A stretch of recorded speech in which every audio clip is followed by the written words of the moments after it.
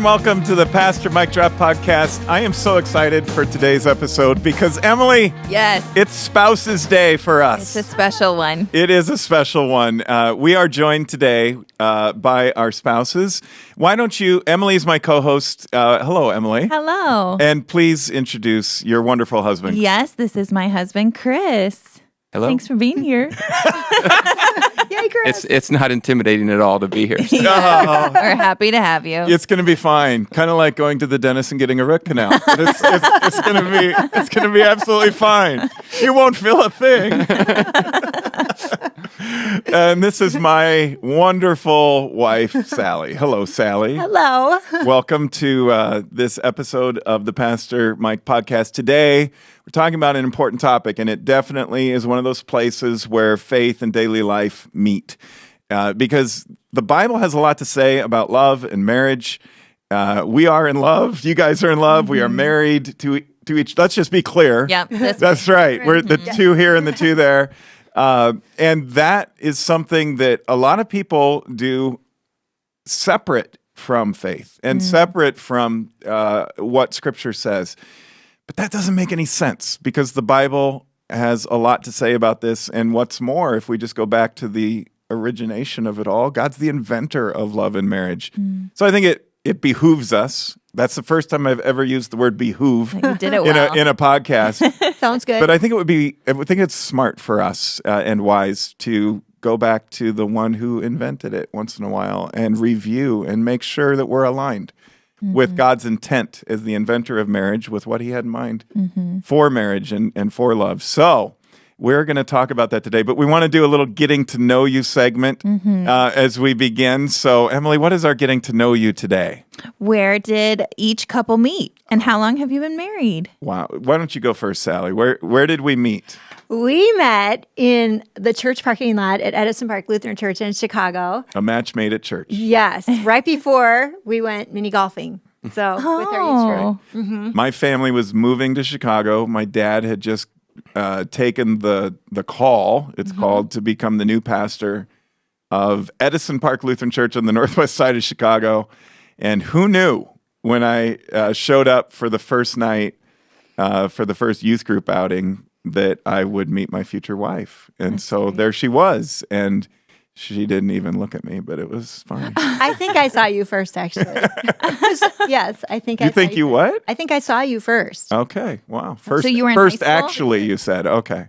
Was it high Yes. school? Mm-hmm. Okay. Well, I wasn't. Not yet. I wasn't in high school It was yet. before either of us had started high school, but Okay. we were both going into high school. Okay. Yeah, Yeah. right. And how long have you been married? 32 years. That's how old I am. Yeah. Whoa! 1987?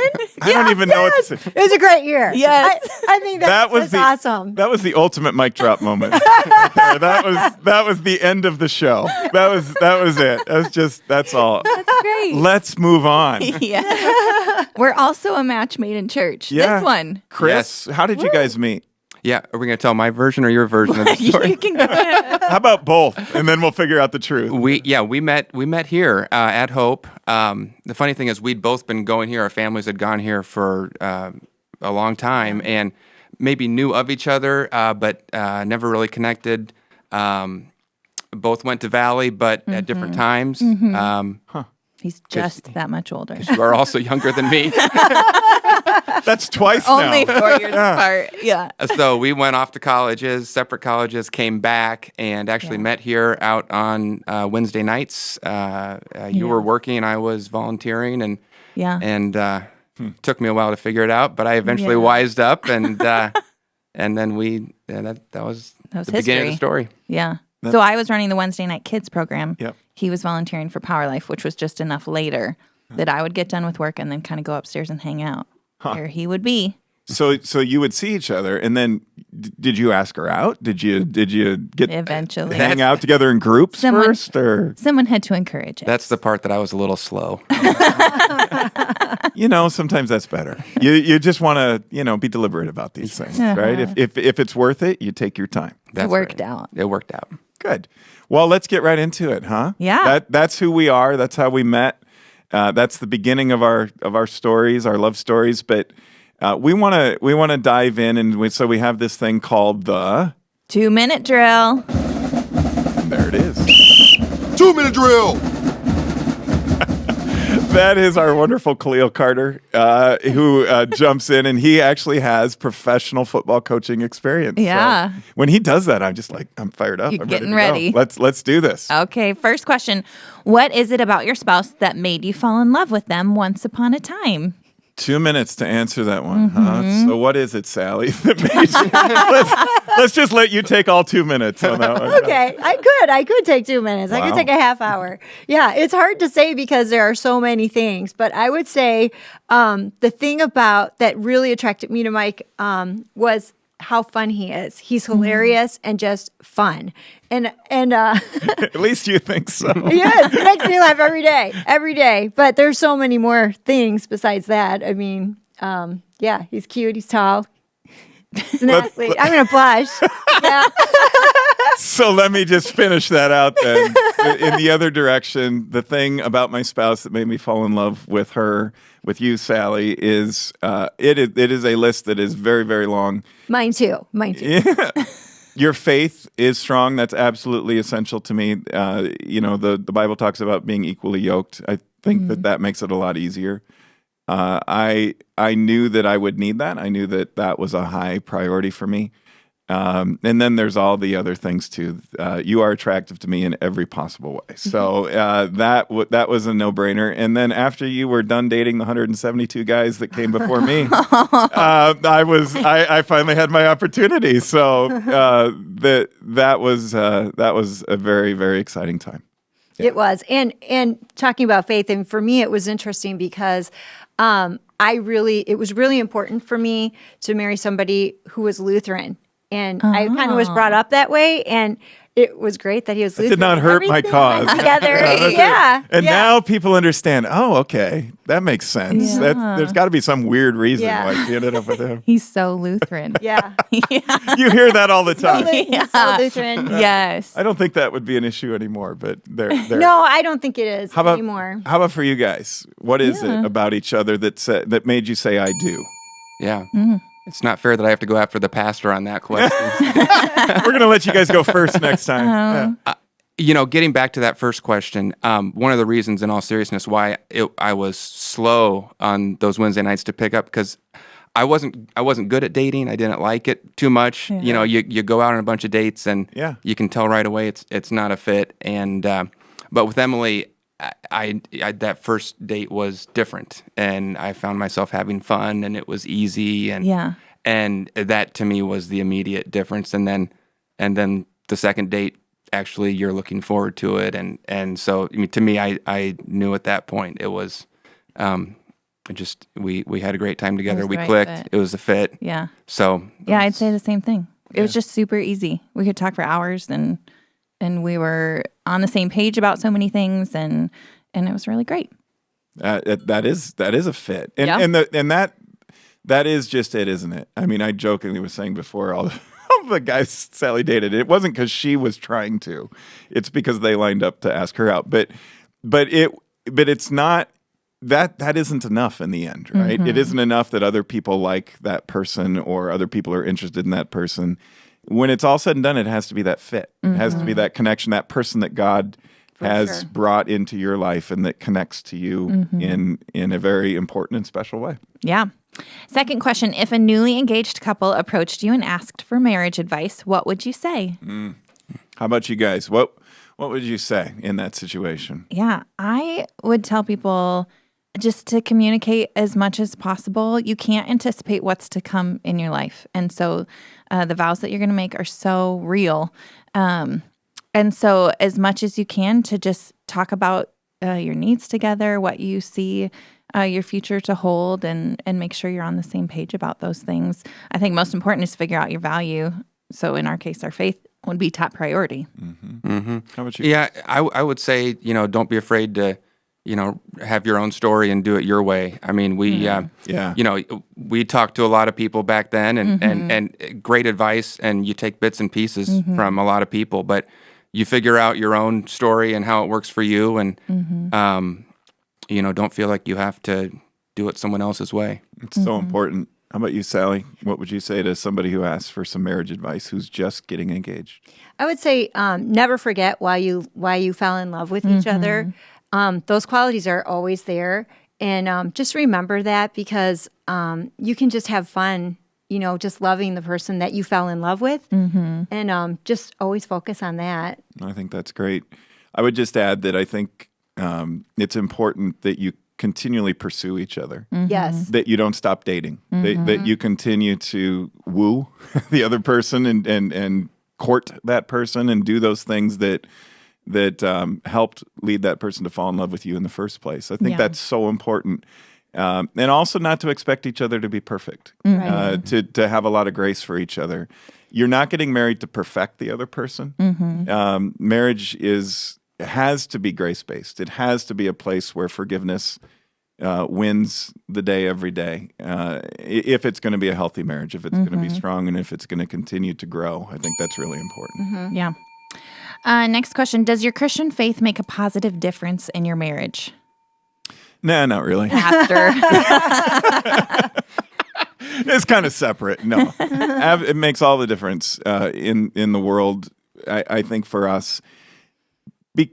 Not just because of the counsel that Scripture gives us about marriage, like I just said in the last question, the having grace for each other, having forgiveness for each other, not expecting the other person to be perfect. I know that helps me a lot as far as being somebody that Sally can continue to choose to love. But I think that it's also important just to keep Christ at the center of that relationship. In every possible way, to know that the God who brought us together is the God who keeps us together, and that love is this gift that we get to open up each and every day if we choose wisely, and choose that love for each other in a Christ-like way. And the way God chooses love for us, that inspires us to choose love for each other. Right. I agree. I feel like, as you are married, it's great to pray for your spouse every day.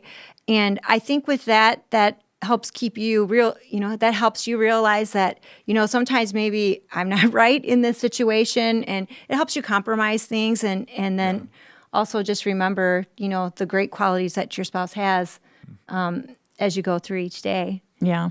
How about you guys? Yeah, I think it calls us to be kind with each other, to have that grace. Yeah, kind's a good word. Yeah, and I think that it also gives you a great perspective of a bigger picture and what our purpose really is, and that leads you to doing things together in a different way, for sure. Yeah, I mean, it's easy to get caught up in the moment and forget about that stuff, but you can purposely get back to those foundations and follow those and make a choice to do that. Yeah. And we've also made vows before God too, right? Yeah. Right. And said we've made a commitment to this person to be faithful, to continue to be together as husband and wife for the rest of our earthly lives. And that is a commitment that the bar goes higher because it's a commitment we made before God. And so I think faith influences that commitment too. Hey, Pastor Mike, you brought up a funny story. I always tell Emily we'll be together forever, and then she says, "Well, we'll see about that in heaven." She's not so sure. Can we get the pastor's input on this? Married in heaven. Here's what I know for sure, because people go to a text that says in marriage they're not given over to marriage, but it sometimes gets interpreted carelessly to assume that means we aren't married. Here's what I know for sure: you won't be in heaven and be disappointed. Yeah. And so, if it would be disappointing for you not to be married to Emily, there's no way that could possibly be. So there's that, right? That's a good answer. It'll be better than what we could ever possibly imagine. We will be very satisfied with what God does on that issue. Great question. Well, I get that a lot, actually. Yeah. It's not like I didn't want to. It's that I wasn't sure. Let's clarify. That's right. I gotcha. That's good. Okay, next question. I'm not going to be invited. No, back. moving on. I'll invite you back. I don't know if my co-host. Right. I don't want you to come back. Question 4. What would you tell your wedding day self about marriage based on what you know now? Maybe things you've learned from experience, something that surprised you. What would you tell yourself? This is going to be great. That's what I tell myself. What would you say, Sally? I would say you're in for 32 plus magical years that are full of living life together. Sometimes there's tears in the hard times, and mostly joy. Yeah, there's all the time. Yeah, you're going to make me cry now. You give me that look. There's something about marriage, and here's what I'd tell my newly married self, like on my wedding day. You're not going to believe this because you think you love her more than you ever possibly could right now, like on your wedding day, that it could never grow beyond this. But if you keep Christ at the center, and if you continue to pursue each other, and if you make this a priority, believe it or not, it's going to grow. It's going to get even better. And that doesn't mean it's going to be easy.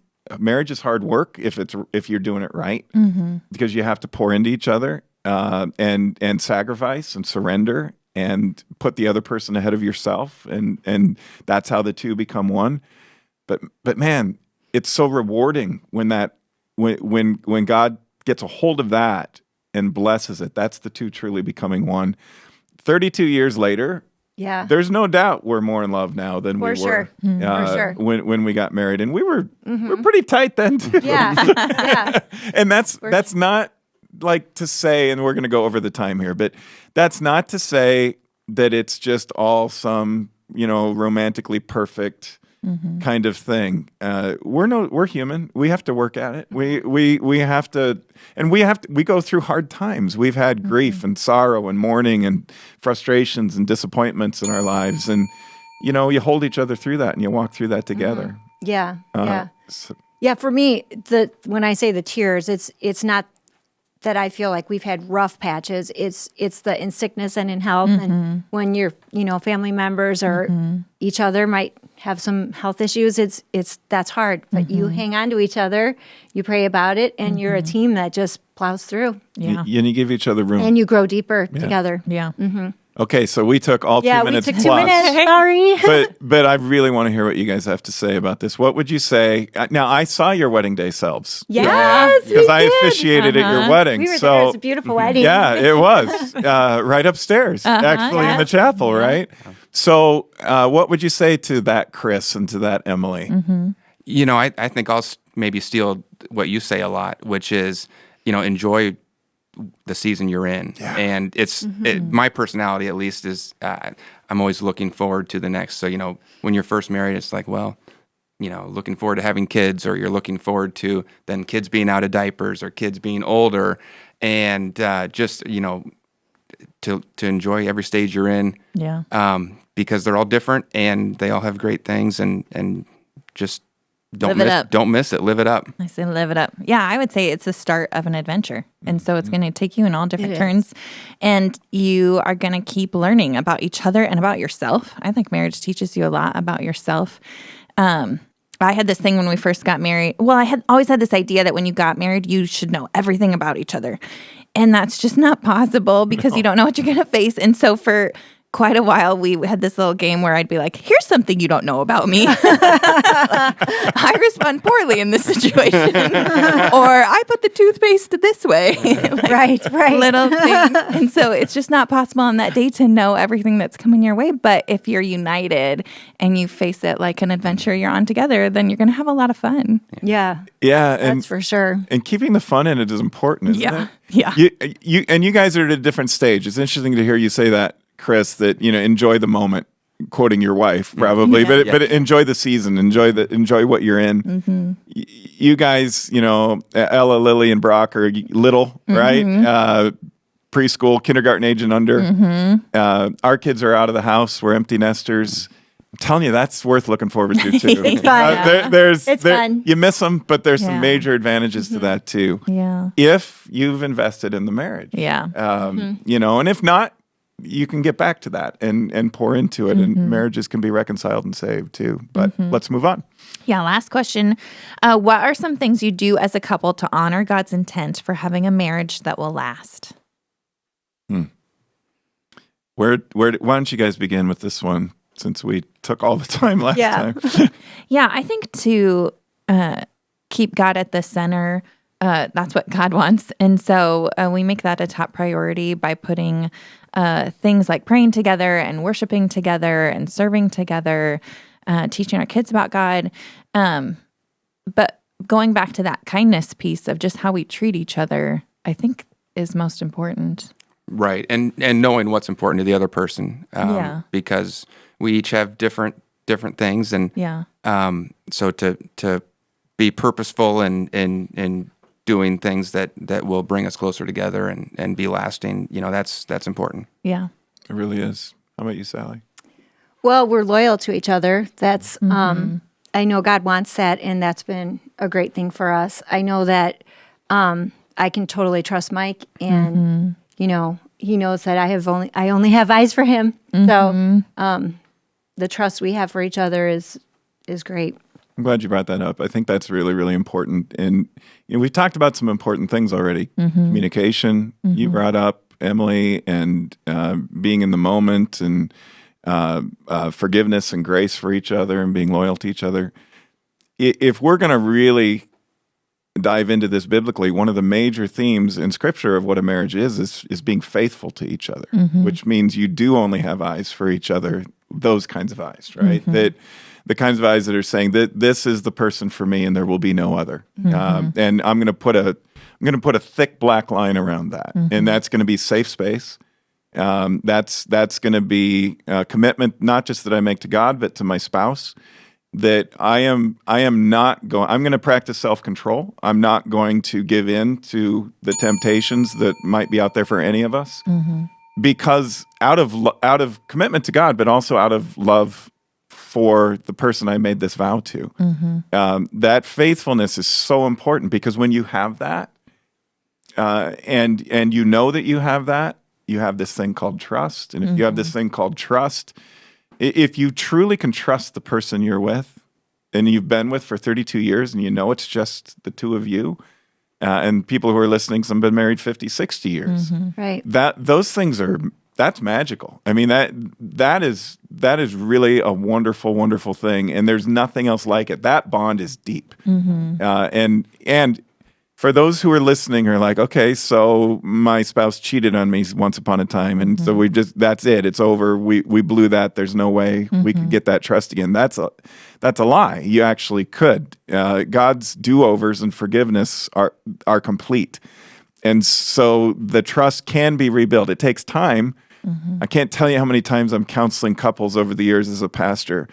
And the person who got cheated on is brokenhearted, obviously. They're both brokenhearted. I've never seen anybody have an affair and say, oh, that was a good idea. Yeah. Right. But the one person is just crushed. How could my spouse cheat on me? And the spouse who cheated is feeling terrible about it and is apologetic and is coming to the realization, okay, that was a horrible idea, worst idea I ever had, or giving into it. But then the temptation for that spouse who did cheat is to say, okay, I said I'm sorry, so that should take care of it, right? It's going to take some time. Yeah, and I think about some of those other things we talked about, keeping God at the center and praying together. Those are things that are going to continue to unite you, to help you build that trust, so that faithful piece feels better. Yeah, these all connect. Yeah. These are not disjointed, biblical characteristics of a healthy marriage. Having that communication, having actually finding joy in the midst of the season you're in, having that commitment to be loyal to each other, all those things help build the trust. Yeah. So it isn't just, well, I'm not going to have an affair, and so then that's going to be it. Well, that's what you do because of all the other things too, and they all fit together. It's like a beautiful puzzle, right? That comes together and makes a great picture. Yeah. Well, good job. Yeah, that was great. So that's our 2-minute drill. Yeah, we did which we went 4.5 minutes on most of them, but it was worth it. It was worth it. So we've already gone deep into some things, but let's just dive a little bit deeper into what I believe biblically is this math that doesn't add up in the world, that one man plus one woman could equal one. That's what the Bible says over and over again. And this isn't just some obscure passage off by itself. It's from the beginning of creation, affirmed by Jesus himself in Matthew 19, affirmed again by the Apostle Paul later in the New Testament. And there's no contradiction to it anywhere along the way. No hint of anything else except marriage is supposed to be two becoming one. So if that's the case, it seems to me that we have to pursue each other like we've been talking about. What are some of the ways that you would encourage people to do that based on the experience that you've had in marriage? What would you say to people who are tuning in to say, here's how two become one. Here's how that bond happens. We've talked about a lot of different things, but one of those things I think is meeting emotional needs. So as examples, maybe we could say, here's what I know about Sally, or here's what she knows about me, and what you guys know about each other. These are among the top needs, and you don't have to get too personal. Please don't. but to say, here's the things that I know I can do for my spouse, where I can actually serve, because the Bible talks about mutual submission of husband and wife, that we would give ourselves to each other in this way. And I think the way we do that is we say, well, what are your needs? So what would you say those are, and how would you encourage people to talk about this with their spouse? That's a big question.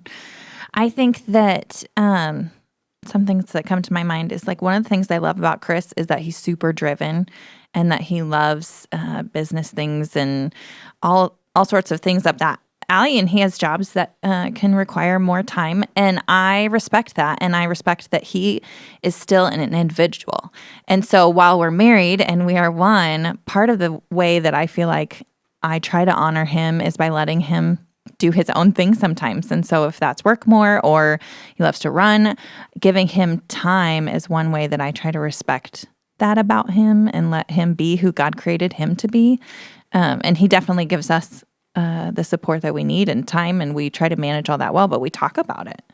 Yeah. Well, the flip side to that is one of your top emotional needs is quality time. Yeah. And so it's a very interesting dynamic. Yeah.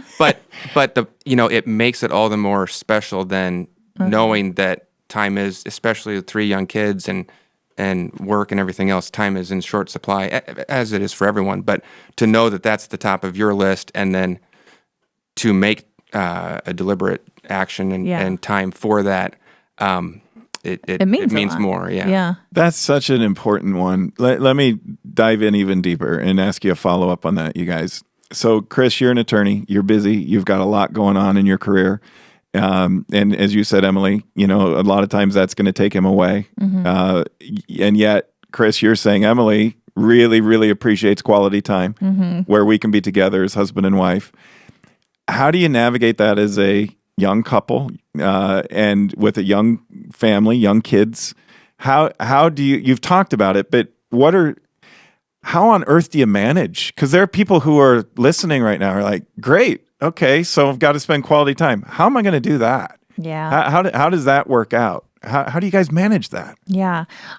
Sometimes we take it week by week, but I think we're constantly talking about it. Like, when are you going to get time to do this? When am I going to get time to do that? And when are we going to be together?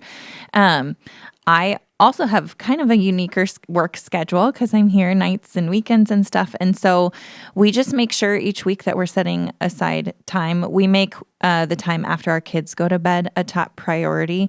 For us, that's our key time to be together, because otherwise there's just too much going on and a lot of distractions, and we're focused on the kids, and that's good too. But each day we know we're going to have that time. Yeah. Even as something as simple as finding time during the work week to go to lunch together. Yeah. And it doesn't always happen, but to try and find those times. Yeah. We used to do that when we were younger too. When our kids were, we still do it, but it was harder when we were younger. Right. And our kids were active, and then you're not just doing your own jobs, and you both have very, very busy jobs. You're an executive minister here. That's a massive responsibility you have. We've both been employed most of our marriage, and we had little kids, and they've got activities, and they're running around. It's easy to just stop dating. I mean, it's easy to stop finding that time. Yeah. And so it's so important that you guys are doing that. I encourage you to continue. And a date can look different. So like all of a sudden we're at a school conference together. Yeah. Right. They don't know it, but that's great. We're there without kids. We're focused on something. This is a good date. We're together. Anytime we're together, Right. that's a date. It is nice. It is nice. Find those times. Yeah. Right. Sally, what do you think? Emotional needs. What is it that that you've learned about that over the years? Well, I think kind of like Emily, I mean, you are so driven, and you work hard while you're at work, and it's a busy place to be. And so I know that when you come home, I know peace at home is is very important to you. So I try to make sure. My love language. Yeah. I try to make sure that when he comes home, it's dinner's ready. I get everything. Try to set a nice tone so he can just come home and relax for a little while, because then he's probably still working. But I try to just make our home a happy place, a safe place, an escape. And I sometimes feel like I might be your comic relief. Not that I'm very funny or anything like that, but oh, you are. But yeah, I try to make sure that, if there's something I can do ever to make life a little easier for you, I try to do it, because I know that's just better for you, and it makes me happy to do that. Well, and that's huge. And that's not the only thing that inspires me to try to give back, but it doesn't hurt. But even if you didn't do that, I would hope that I would do this, that I know how important it is to you if I will not just come home and say, okay, I'm done for the day, because you like conversation. Of course, and you like that quality time. Yeah. And you want to hear about how my day was. Yeah. And while I may not be ready to share it the first 5 minutes after getting home, eventually we get there, and just listening to each other, and not coming home and saying, well, it's kind of a traditional marriage in a lot of ways, but in other ways, it's not like I come home and expect you to be doing all the homemaking stuff. And that's it. No, not at all. So I want to contribute. I want to help out. I want to do my part. And then when I do, being a man, I usually like to point out what I've done. I do appreciate it, that's for sure. Behold, the closet is clean. And I don't know if anyone could have a cleaner closet. We don't need to get that stuff. Yeah, that's right. We don't want people to think I'm a detail guy. But anyway, very organized. Yeah. Very organized. Yes. The secret's and I love out. that. I love that. But that's one of the ways we can serve each other. Yeah. Is she goes out of her way, even though it may not be the way she'd do it, to have peace at home. I go out of my way to make sure that we're doing things her way, even though it makes no sense to me sometimes, right? Like Sally has this thing. We're different. Sally has this thing with lights. Oh, I know. Where atmosphere. Yeah, she's like. So for me, when they construct your house, they put little light switches on it. And you hit those, and the light goes on the room, and that should do it. That should do it. But for it's Sally, too bright. No. For Sally, she hates those lights, and she wants lamps on everywhere. Cozy. It's much cozier with lamps. Yes. For the life man, I don't understand it, but because I love her, that and decorative pillows, we just go with decorative pillows and lamps. Right. That's how it is at our house. Yeah. I fought those for a long time because it doesn't make sense. But you gave in. It was. I was glad to do it. Yeah, because I know how much it means way more to her than it does to me, and so that's just one of many ways that I can meet an emotional need. Yeah, actually, and it does. I love it because it says I love you. It says I know this is important to you, and just as we do things for each other all the time. So I also think about these emotional needs as a constant, that they have to be a constant conversation, because there are weird ones. So you preach all the time. Sally always sweetly sits next to your side. I did one thing on a weekend with you where I was going to get up on the stage, and I went home that day that I finally agreed to it, and I told him, he's like, oh, I'm so excited. I'll be there. I know you don't want me to sit next to you. And I was like, thank you. Because I just couldn't handle that. I would feel more pressure with him sitting next to me. Right. And so instead, I also had Sally next to me giving me pep talks, which was lovely. You did but great. He was there and in the back, and that was so much better for me. But he knew that about me. Yeah. And that was so cool. Yeah, these are things not everybody probably knows, but Sally chooses to come to all those services. I don't make her, but I don't even ask. But she knows how important it is for me to get feedback from her, because it's always honest. Sometimes it's brutal. Not really. It's never brutal. It's just honest and constructive. And that centers me, because there's two things on that. One is I know if she says it clicked, then it clicked. And then I'm confident in what God has given me, and I'm going to continue to go with it. If she says it doesn't, I'm confident she's right, and I'm going to make adjustments. 2 is, and this is, I get a little choked up about this one. If you're not there, it doesn't count. I mean, if we don't get to do it together, it's incomplete, and it's not as good. So, on weekends when you're visiting your family in Chicago or whatever, if I'm speaking somewhere and you can't be there, it's fine. I'm not saying it isn't significant, but it's like it didn't really count because we weren't able to do that together. That's marriage. Yeah, and I really miss when I can't be there. I love being here. It's just great. Yeah. It really is. It really is. So there you have it. Yeah. That's marriage. Yes. In one podcast. Yeah. Right. We'll do more. We will do more on this subject for sure, and we're gonna have you guys back. This is. Yeah. You want to be on every episode now? Oh boy. I'm not sure I could handle that. I'm gonna take You that. guys are the pros. I'm gonna take that as a maybe. Yeah. Run with it. That's right. So let's go to some mic drop moments just to wrap things up. What did we learn here today, Emily? Yeah, I like what you just said there at the end about sometimes we have to look at things like it doesn't feel as complete without each other. And so to be as united and to take life on as an adventure together, it's just more complete if you're focused on each other and on God. Good. How about you, Chris? Any kind of mic drop moment? Yeah, one thing to add. I'm not doing mic drop correctly, I don't think, but That's okay. There's no wrong way to mic drop. Yeah.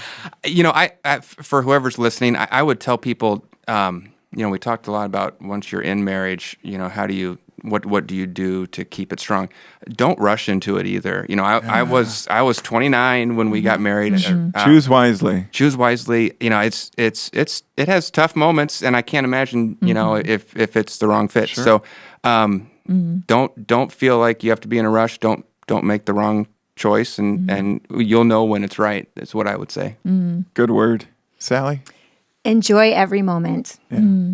I like that. Yeah, that is a mic drop, right? Because there's joy in every moment if we look, even in the midst of suffering, even in the midst of sorrow. Yes. For me, it was just two things. One is a specific thing that, Chris, you said about the thing Sally just said, right? The enjoy every moment part. But then it's just really good to sit down as couples and articulate this once in a while and remind ourselves how important this relationship is, this marriage is. I hope you guys felt that too. And I hope those who are tuning in felt that as well.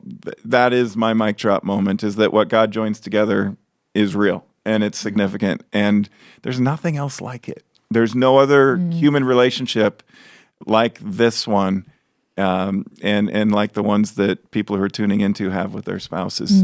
So be good stewards of it. Take care of it, and love one another the way God has loved you. Thanks for joining us on Pastor Mike Drop, and we've got some great new episodes coming up right around the corner. I can't wait to share that long line of great guests. If you would like to support us, we really appreciate that. Thanks for tuning in and listening. Thanks for hitting the like button or the subscribe button or whatever it is on the source that you're getting this podcast from. We really appreciate that, and we love you, and we'll see you at worship this weekend. Until next time.